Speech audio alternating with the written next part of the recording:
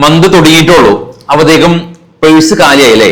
നമ്മളിൽ പല ആളുകളും ഫേസ് ചെയ്യുന്ന ഒരു പ്രധാന പ്രശ്നമാണത്. നമ്മുടെ മന്ത് ഒന്ന് മിഡിൽ ആവുമ്പോഴേക്കും നമ്മളുടെ പൈസ തീരുന്ന ഒരു അവസ്ഥ. പക്ഷെ നമ്മളിത് വളരെ തമാശ പോലെയാണ് പൊതുവെ നമ്മൾ എക്സ്പ്രസ് ചെയ്യുന്നത്. പക്ഷെ ഇതൊട്ടും തന്നെ തമാശ കലർത്തി പറയേണ്ട ഒരു കാര്യമല്ല കേട്ടോ. കാരണം പണം എന്ന് പറയുന്നത് വളരെയധികം അമൂല്യമായിട്ടുള്ള കാര്യമാണ്. ഇന്നത്തെ കാലഘട്ടത്തിൽ നമ്മളുടെ ചെലവുകളെല്ലാം തന്നെ മീറ്റ് ചെയ്യാനായിട്ട് പണം കൂടിയേ തീരും. ചില പ്രത്യേക സാഹചര്യങ്ങൾ നമ്മുടെ ലൈഫിൽ വരും, പണം ഇല്ലാത്തൊരു സാഹചര്യം. അപ്പൊ നമ്മൾ വളരെയധികം നമ്മളോട് തന്നെ നമുക്ക് വളരെയധികം അമർഷം ഉണ്ടാവും. അത് ഒഴിവാക്കാനായിട്ട് നമ്മൾ നമ്മുടെ പേഴ്സണൽ ഫിനാൻസ് എന്ന് പറയുന്ന ഒരു മേഖല കൃത്യമായിട്ട് പ്ലാൻ ചെയ്യണം. ഒട്ടും തന്നെ പേടിക്കേണ്ട. കാരണം പേഴ്സണൽ ഫിനാൻസ് എന്ന് കേട്ടപ്പോൾ നിങ്ങൾ എക്സ്പെക്ട് ചെയ്യുന്നത് ചെലവുകൾ കുറയ്ക്കണം, ചെലവുകൾ എക്സൽ ചെയ്യണം, അല്ലെങ്കിൽ ചെലവുകൾ പ്ലാൻ ചെയ്യണം, ബഡ്ജറ്റ് തയ്യാറാക്കണം എന്നൊക്കെയല്ലേ. എന്നാൽ ഈ വീഡിയോയിൽ ഞാൻ അതൊന്നും തന്നെ പറയുന്നില്ല. ഈ വീഡിയോയിൽ ഞാൻ മറിച്ച് പറയാൻ ശ്രമിക്കുന്നത് വരവുകളെ കുറിച്ചാണ്. എന്തുകൊണ്ടാണ് ഞാൻ ചെലവുകൾ നിയന്ത്രിക്കേണ്ട എന്ന് പറയുന്നത്? കാരണം ഇന്നത്തെ ഈ ഒരു സാഹചര്യത്തിൽ ചെലവുകൾ നിയന്ത്രിക്കുക എന്ന് പറയുന്നത് വളരെയധികം ഇമ്പോസിബിൾ ആയിട്ടുള്ള കാര്യമാണ്. അത് മാത്രമല്ല, നമ്മുടെ മൊബൈലൊക്കെ നമ്മൾ ചാർജ് ചെയ്യാനായിട്ട് മറക്കുന്ന നമ്മൾ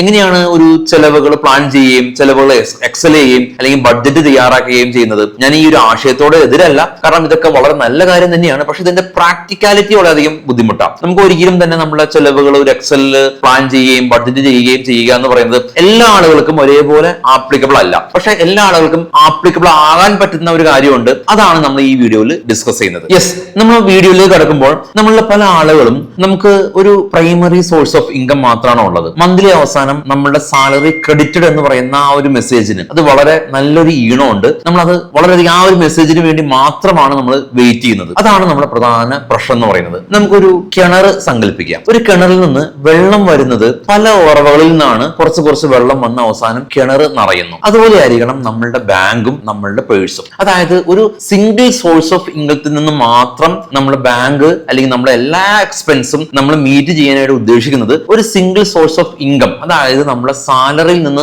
ആണെങ്കിൽ നമുക്ക് നേൽ പറഞ്ഞ ആ ഒരു പ്രശ്നം ഉണ്ടാവും. അതുകൊണ്ട് നമ്മുടെ വരവ് നമ്മൾ വർദ്ധിപ്പിക്കണം. വരവ് വർദ്ധിപ്പിക്കുക മാത്രമാണ് നമുക്ക് ഇന്നത്തെ കാലഘട്ടത്തിൽ ചെയ്യാനായിട്ട് പറ്റുകയുള്ളൂ. മറിച്ച് ചെലവ് നിയന്ത്രിച്ച് ജീവിക്കുക എന്ന് പറയുന്നത് വളരെയധികം ബുദ്ധിമുട്ടാണ്. അതുകൊണ്ട് നമുക്ക് ഇന്ന് വരവുകൾ, നമ്മളുടെ ഇൻകം എങ്ങനെ കൂട്ടാമെന്നതിനെ കുറിച്ച് ഡിസ്കസ് ചെയ്യാം. ഈ വരവ് നമുക്ക് വർദ്ധിപ്പിക്കാനായിട്ട് ഇന്നത്തെ കാലഘട്ടത്തിൽ ഒരുപാട് മാർഗങ്ങളുണ്ട്.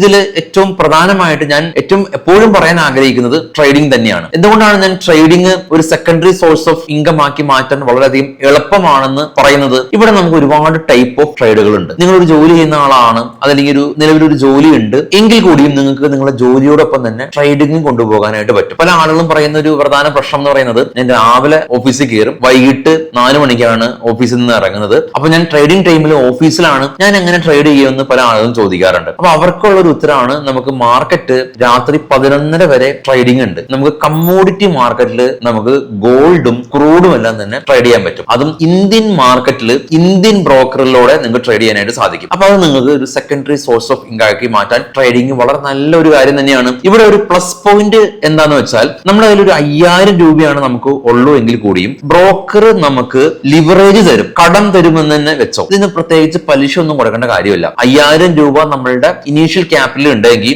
അതിന്റെ ഒരു 5 മടങ്ങ്, അതായത് 25,000 രൂപ വരെ ബ്രോക്കർ നമുക്ക് ഫ്രീ ആയിട്ട് കാശ് തരും. ഇതുകൊണ്ട് നമുക്ക് ട്രേഡ് ചെയ്ത് ഒരു സെക്കൻഡറി സോഴ്സ് ഓഫ് ഇൻകം ഉണ്ടാക്കാനായിട്ട് സാധിക്കും. രണ്ടാമത് ഞാൻ ഡിസ്കസ് ചെയ്യുന്നത്, നമുക്ക് ഇൻഷുറൻസ് സെല്ല് ചെയ്ത് നമുക്കൊരു സെക്കൻഡറി സോഴ്സ് ഓഫ് ഇൻകം ഉണ്ടാക്കാനായിട്ട് പറ്റുമെന്നുള്ളതാണ്. IRDയുടെ വളരെ സിമ്പിൾ ആയിട്ടുള്ള ഒരു എക്സാം എഴുതി പാസ്സായാൽ നമുക്ക് ന്യൂ ഇന്ത്യ ഇൻഷുറൻസ് അല്ലെങ്കിൽ LIC, അതല്ലെങ്കിൽ മറ്റുള്ള എല്ലാ ഇൻഷുറൻസ് കമ്പനീസിന്റെയും ഇൻഷുറൻസ് നമുക്ക് സെല്ല് ചെയ്യാനായിട്ട് സാധിക്കും. അതിൽ ഹെൽത്ത് ഇൻഷുറൻസ് ഉണ്ട്, അല്ലെങ്കിൽ മോട്ടോർ വാഹന ഇൻഷുറൻസ് ഉണ്ട്. നമുക്കറിയാം ഇന്നത്തെ കാലഘട്ടത്തിൽ എല്ലാ ആളുകളും ഹെൽത്ത് ഇൻഷുറൻസ് എടുക്കുന്ന ആളുകളാണ്. അപ്പൊ അതുകൊണ്ട് തന്നെ ഒരു ഹെൽത്ത് ഇൻഷുറൻസ് സെല്ല് ചെയ്യുക എന്ന് പറയുന്നത് അത്ര ഡിഫിക്കൽട്ട് ആയിട്ടുള്ള ഒരു ടാസ്ക് അല്ല. നമ്മുടെ നിലവിലുള്ള ഒരു ജോലിയോടൊപ്പം തന്നെ നമ്മുടെ ഓഫീസിൽ വർക്ക് ചെയ്യുന്ന ആളുകൾക്കോ അല്ലെങ്കിൽ നമ്മുടെ ബന്ധുക്കൾക്കോ നമ്മുടെ ഫ്രണ്ട്സിനോ അല്ലെങ്കിൽ നമ്മുടെ നെയ്ബേഴ്സിനോ എല്ലാം തന്നെ ഈ ഹെൽത്ത് ഇൻഷുറൻസ് സെല്ല് ചെയ്ത് നമുക്ക് ഇതിലേക്ക് കടന്നു വരാനായിട്ട് സാധിക്കും. പിന്നീട് നമ്മുടെ ഒരു പ്രൈമറി ജോബിൽ നിന്ന് നമ്മൾ റിസൈൻ ചെയ്യുന്ന സമയത്ത് വേണമെങ്കിൽ നമുക്ക് ഈ ഒരു ഇൻഷുറൻസ് മേഖലയിൽ നമ്മുടെ ആക്റ്റീവ് ഇൻകം ആക്കി മാറ്റാനായിട്ട് പറ്റും. വളരെ സിമ്പിൾ ആയിട്ട് ഞാൻ മേൽ പറഞ്ഞ പോലെ തന്നെ IRDയുടെ ഒരു എക്സാമിനേഷൻ എഴുതി കഴിഞ്ഞാൽ നിങ്ങൾക്ക് ഏത് ഇൻഷുറൻസ് കമ്പനീസിലും പാർട്ട് ടൈം ആയിട്ട് വർക്ക് ചെയ്യാനായിട്ട്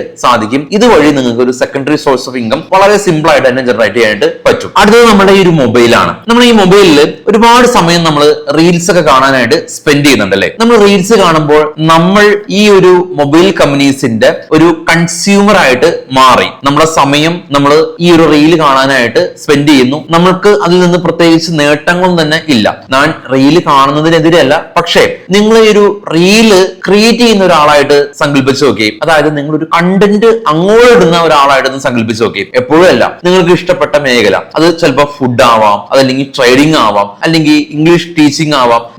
നിങ്ങൾ വർക്ക് ചെയ്യുന്ന മേഖലയിൽ ഏതാണോ നിങ്ങളുടെ മേഖല, ആ മേഖലയെ സംബന്ധിച്ചുള്ള കാര്യങ്ങൾ നിങ്ങൾക്ക് അതൊരു കണ്ടന്റ് ആയിട്ട് നിങ്ങൾക്ക് റീൽസ് വഴിയും ഇൻസ്റ്റയിലും യൂട്യൂബിലൊക്കെ ഇടുമ്പോൾ നിങ്ങൾക്ക് ഡിജിറ്റൽ ഇൻകം ജനറേറ്റ് ചെയ്യാനായിട്ട് സാധിക്കും. ഇന്നത്തെ കാലഘട്ടത്തിൽ ഒരുപാട് പേര് ചെയ്ത് പ്രൂവൺ ആയിട്ടുള്ള ഒരു കാര്യം തന്നെയാണ് ഡിജിറ്റൽ ഇൻകം എന്ന് പറയുന്നത്. നിങ്ങൾ ഈ കാണുന്ന ഈ ഒരു വീഡിയോ എന്നെ സംബന്ധിച്ച് ഒരു സെക്കൻഡറി സോഴ്സ് ഓഫ് ഇൻകം തന്നെയാണ്. മന്ത്ലി എനിക്ക് യൂട്യൂബിൽ നിന്ന് ഇൻകം കിട്ടുന്നുണ്ട്. എന്നാൽ യൂട്യൂബാണ് എന്റെ പ്രൈമറി സോഴ്സ് ഓഫ് ഇൻകം അല്ല. ഞാൻ ഇതേ സമയത്ത് തന്നെ ഞാൻ ട്രേഡിംഗ് ചെയ്യുന്ന ഒരാളാണ്, ട്രെയിനിങ് ചെയ്യുന്ന ആളാണ്.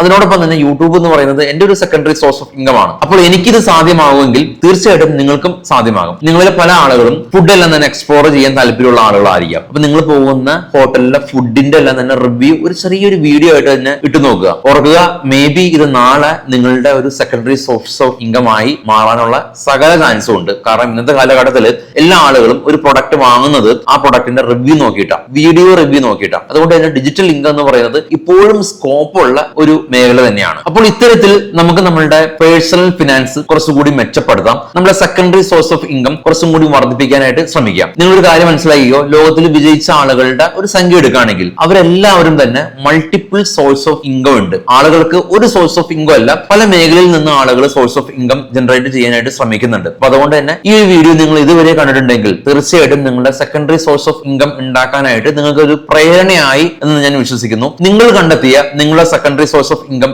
ഏതാണെന്ന് വീഡിയോയിൽ കമന്റ് ചെയ്യാനും മറക്കരുത്. അപ്പോൾ താങ്ക് യു ഓൾ.